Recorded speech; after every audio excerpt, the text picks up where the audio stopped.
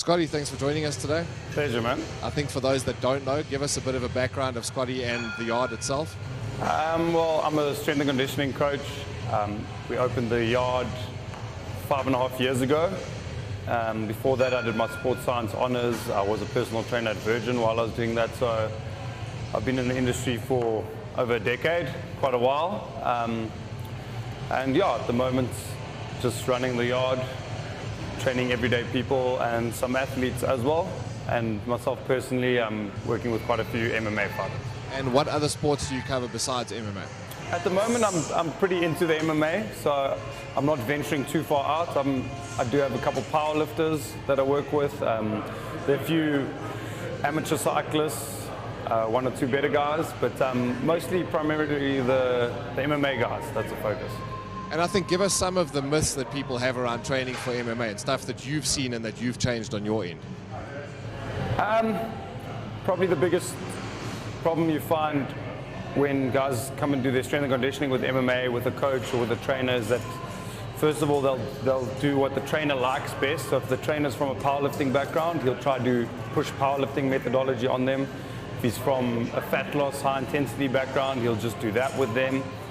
Or CrossFit, for example, the guys will just blindly follow a CrossFit program. So it's not doing specific enough training in terms of strength and conditioning to match what the demands of fighting are.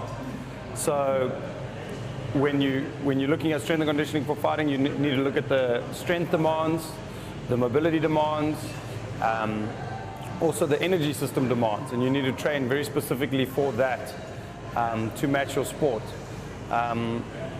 One of the biggest things I've seen as well is guys following too much of a high intensity conditioning type program.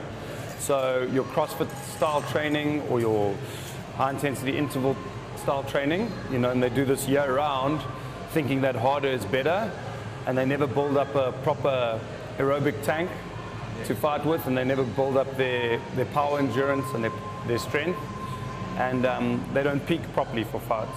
So that is a problem as well, following high-intensity style programs year-round, where they actually do get a lot of their high-intensity training from their sparring and their MMA work in the gym. So then you're trying to now do that in the strength and conditioning setting at the same time, and you literally, these athletes are burning out and struggling to keep up with the demands of their sport because you're piling on too much in the gym. So for those that don't know, please tell us where the guys can find you. The Yard Athletics in 4S Johannesburg, so you can always pop into the gym, or you can follow us on all social media platforms, The Yard Athletic or Coach Scottie Mac. Perfect. Thanks, Scottie. Pleasure.